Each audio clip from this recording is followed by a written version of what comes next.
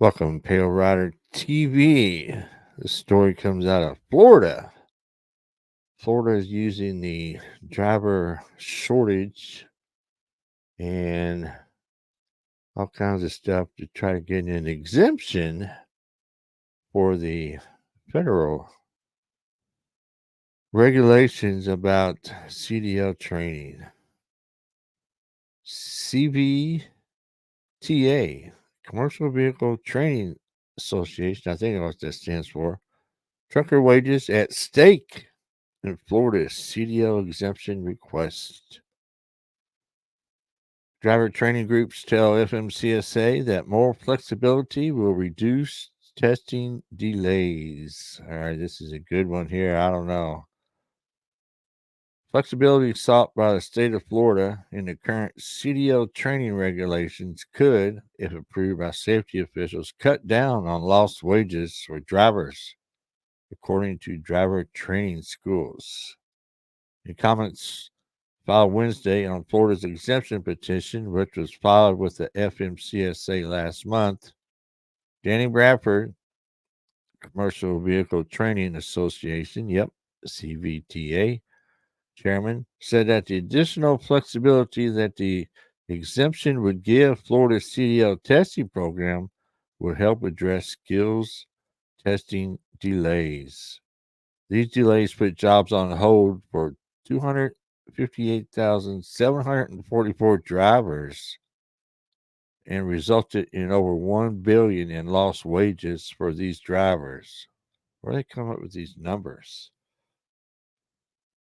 Bradford stated, referring to an independent economic analysis commissioned by CVTA in 2016. This in turn caused an estimated loss of $234 million in federal income taxes and $108 million in state and local sales taxes that would have been generated in the absence of skills testing delays.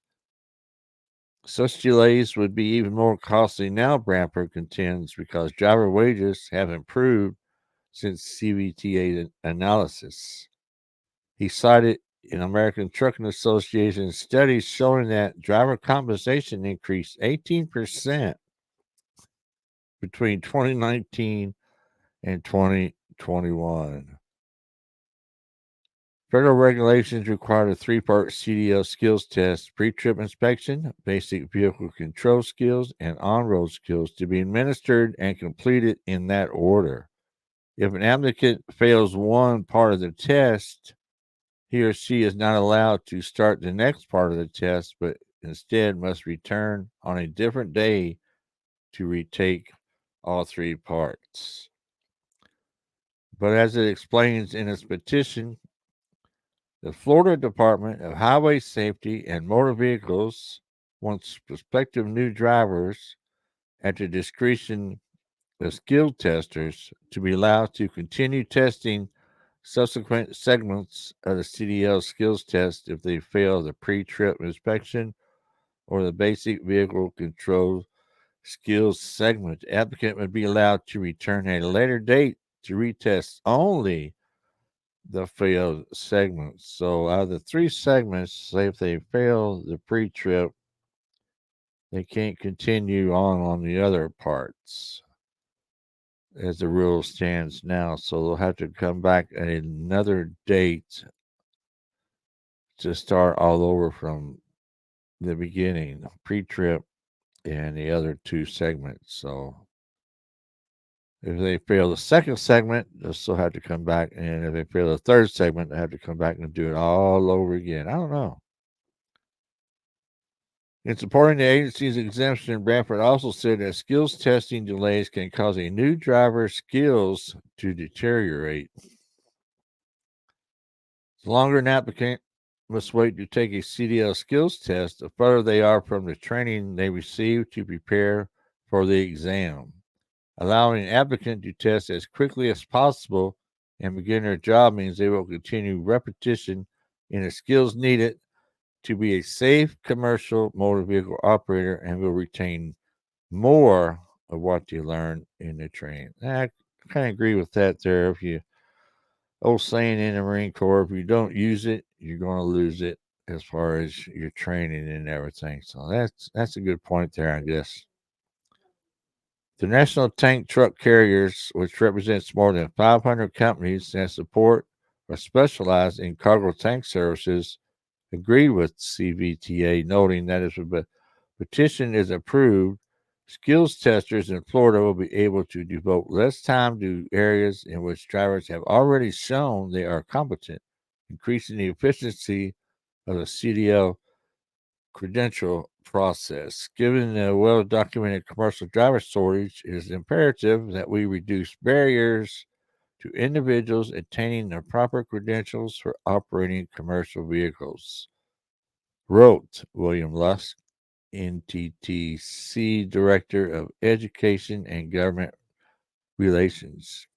Others saw potential safety problems, however.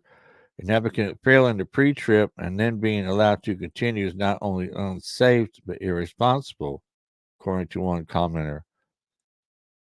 The FMCSA rules set forth say a pre-trip must be done with the driver must be sure the vehicle is in good operating order prior to moving the vehicle. Allowing the test to continue goes against that rule, as well as what the CDL schools are trying to teach. Another argued that if new driver applicants are having a hard time learning to successfully conduct a pre-trip inspection, maybe we should toughen up on the instructors to do a better job of training individuals. The commenter wrote, I have trained and tested thousands of new drivers, and with proper training, none have failed. It's all in the training. You got a point there, too. So, I don't know, man. I can see their point, but then using the thing about 258,000 drivers being put on hold because they had to go back and take a new test and losing all the money, $1 billion lost wages. Come on now. Then they're trying to use loss in federal income taxes to try to get them to get this exemption. I don't know. What do y'all think about this? I don't know.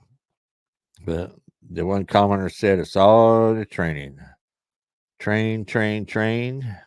You get all three segments correct. Pass all three segments, you got nothing to worry about. You fail one, come back at a later date. I don't know. Or should they just continue where they left off? Take all three segments at one time. If they fail one, they can come back and take that one. Or I don't know. I don't know. Kind of weird. Kind of weird, but we'll see. We'll see. We'll keep an eye on this. See if the FMCSA gives them a Florida an exemption on that training. So let me know down in the comment section what y'all think about this.